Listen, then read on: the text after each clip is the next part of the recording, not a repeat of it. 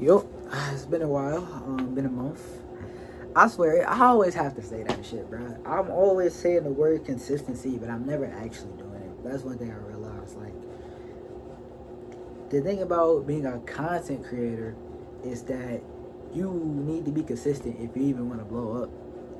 And today's video chat, it's not really about consistency, but it's about really two things. Really, the main one is inspiration and not consistency, but confidence. Confidence, in my opinion, if I had to find confidence, it's just knowing who you are, knowing that you can achieve anything. Now, there's a difference between confidence and cockiness and having a fucking ego, but I think just it's all about being confident. All right, chat. You can be confident in anything, whether it's sports, getting girls. You could really be. You got to be confident doing anything, because if you're not confident, you're not going to really succeed to your fullest potential. And I say that because you look at some of the biggest content creators in the world, and you see some of the biggest just people in the world. Their confidence is what got them here. They never really doubted themselves. They never thought to themselves and realized, oh, this shit might not work. You know, that's why I want to do this YouTube shit, because it's fun. Even if it never goes anywhere. Even if I don't make it nowhere with this content shit, I'm just having fun. I'm being a kid. Cause you only get one life. I hope y'all realize that. You only get one life in this world. And God can decide maybe not to put you on the earth anymore. If that makes sense. I don't really know how that goes. Just like however you die, you die. But like you only get one life, bro. You gotta treasure this shit no matter what. Even if you fail, bro, it happens. It's life, bro. Life's just gonna keep moving. You just gotta be yourself. That's one thing I want to say. Just be yourself too. You don't need to be another nigga, bro. To be it costs too much to be another person, bro. Just be you. But when it comes to inspiration, when it comes to making content for me, because it might be a little short vid, you feel me? But for me, I started doing content. My first YouTube video was like May, so like that was like when Streaming University ended. Shout out to Kai. I saw that shit. Even though I'm never gonna get into Streaming University, because I don't know if there's ever gonna be a second one. I hope there's a second one. I hope there could be a second one. But I saw this one clip where they're not really gonna allow kids in, and I understand that, because a risk of letting a kid in, it's kind of crazy. But I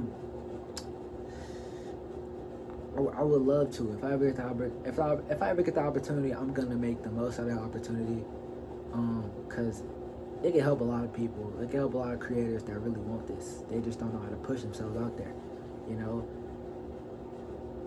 So yeah, and another inspiration was just like a lot of YouTubers that I grew up watching, like RDC World One. I grew up watching RDC for the longest time. RDC always like funny ass skits, and they're just great people. And they're one of those YouTube groups that like actually like being around each other. And that's just like, and I like that, because a lot of these YouTube groups that you've seen over the recent years, they can act all buddy on camera, but behind the scenes, why do you think shit gets sticky behind the scenes? Because they don't like each other. They don't have a real bond with each other. They simply don't like to be around each other. And we've seen it with a lot of groups. I'm not going to point no group out specifically, but I mean, like, I wouldn't say phase. All those boys are still like together. I think, even though phase disbanded, I think they're still good. You know, they still collab with each other, things of that nature. But like, you see a lot of these content groups, in that they don't like each other off camera. That's the main thing for me. I think they just don't like the chemistry. Just isn't there off camera, and no matter what, they don't fuck with each other off camera. That's the main thing. On camera, it may look buddy, and a lot of us may not be able to tell the difference, but off camera, though, that's where I think a lot of these content groups are definitely disbanded and just never really got to their full potential. Like, y'all give me some examples in the comments, but yeah, like it's a different.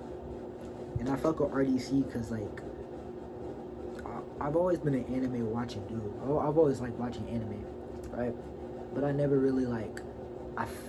You can call this a biased take if you want to, but they really a lesson I really learned from RDC is like anime is not considered weird.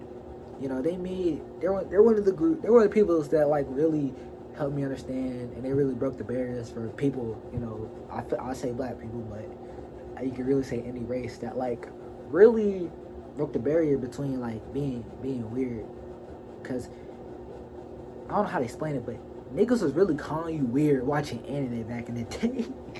Niggas was really saying, "Oh, that anime shit weird," and now I think circa 2020, that's when like niggas was really tuning in because the pandemic, and like niggas had nowhere to go, so they had to tune in to anime, and it's like I fuck with RDC because like they the ones that really put me on the anime, and they also do other things like sports and other things of that nature. So it's not just they're just an anime group. Other content creators like Corey, obviously, Berleezy, I'm Dante. I put Kai in that conversation, but like Kai wasn't someone that I grew up watching. Okay, because he's only been on the scene for a couple of years, since I think like 2020, 2021. So I wasn't fully on to him, but I mean, there's some other guys that I kind of always kind of fuck with. You know, you can put your rage in there. You can put a lot of people in there, especially Corey and Berleezy. I just fucking Berleezy. Berleezy's exposed vids was really funny as hell. There's a lot of creators that I feel like I kind of look up to and I've always watched. Always made me laugh. Always made me feel happy, right? And I always say that like, oh yeah, in the gaming world, I say another nigga like Zach Scott Games. If you know, you know. That's W Ball. I fuck with. He's the one that put me on a really Nintendo because like I've always been a Nintendo guy. So got so many games in this bitch too. So like I've always been a Nintendo guy, right? So yeah, just like a lot of inspirations for me being really doing this, and it's just. Crazy. Like I've watched a lot of streamers, mainly YouTube. Like if we have to talk about favorite streamers, I'll probably put Agent 000 in there. I fuck with him. He's a bit smarter than a lot of these streamers. Actually educational, you know, because love it or hate it, streaming, yeah, I don't like to say it, but streaming has poisoned the youth a little bit because a lot of the young niggas, like, because I'm a child, right? A lot of people my age watch streamers. Even some young adults watch streamers, right? And a lot of the older generation doesn't understand, you know, they don't really like streamers because some of these streamers are genuine assholes. But Agent cool, Senna cool, you can put Rage in there, a couple others I guess. But yeah, streaming is just like that. And I've always grew up just watching YouTube. And that's what made me become a YouTuber, because I don't want to stream hours on end, but I can make like a 10-minute, 20-minute YouTube video. I'm not gonna lie. But nah, that's it for today's vid. What we got coming up though? But nah, a lesson takeaway from this video is just be confident no matter what. Do what you want. Don't let nobody kill your confidence. Don't let nobody doubt you. Even if they doubt you, prove them wrong. Prove them niggas the fuck wrong, man. And also, it's okay to take inspiration, but you can't copy. It's okay to take home. It's okay to pay homage, but it's not okay to fully be a copycat. You feel me? But the next vid, we're probably gonna dig into some more album reactions if I don't get fucking copyrighted anymore. But just gonna get some albums, maybe some older ones. I'm gonna check out some artists that I've never checked out before. You know, I'm an underground guy, but I'm gonna check out a lot of artists, maybe some mainstream ones that I never really checked out before. For example, Avril Lavigne. We're gonna check her out. That sounds so weird, but we gonna see what's up. You know, the little rock shit. You feel me? And we gonna look at some other artists. Like I gotta listen to I gotta listen to that new Non-Vicious shit. But before Emotions, I fuck with Nine heavy. I'm excited to see what that sounds like. Cause Nine, bro, the thing about Non-Vicious is I fuck with Nine a lot. I fuck with Nine a lot. Okay. His EP before Tell Me Music and Studio Attic, his album Studio Attic really drew me into how good and creative he was. I like the beat selection. Shout out to Ahmad. Shout out Patrick. Shout out Bella. Shout out all his prods. But he really drew me to like. I like his creativity. His samples are really good. You can say he be biting. You can say he be biting, but like I fuck with his samples. His shit's hard. Okay, Nine got a lot of good shit. But now guys, that's it for the vid though. Next vid definitely gonna be react to some shit. Because we got to. We definitely got to, bro. We definitely got to. I'm not gonna lie. We definitely got to. Okay. My most popular video was me reacting to Pink Panther and shit. So I gotta run it back. With some album shit. With some music shit. Because that's one thing I really like. I really like music. But yeah. I need an intro too. Not like a cinematic intro. I just need a catchphrase too.